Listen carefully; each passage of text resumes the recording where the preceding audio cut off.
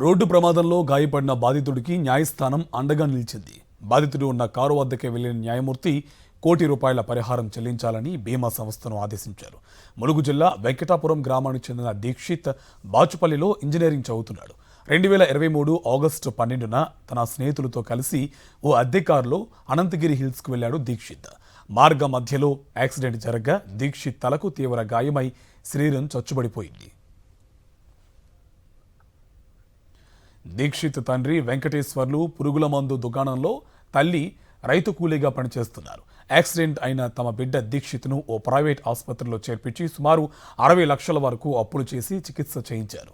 ఇక డబ్బులు ఖర్చు పెట్టే పరిస్థితి లేక బాధితుడికి ₹1.5 కోటి పరిహారం చెల్లించాలని గో డిజిట్ ఇన్సూరెన్స్ సంస్థపై దీక్షిత్ తల్లిదండ్రులు కేసు వేశారు. ఈ కేసుపై జాతీయ లోక్ అదాలత్ విచారించింది.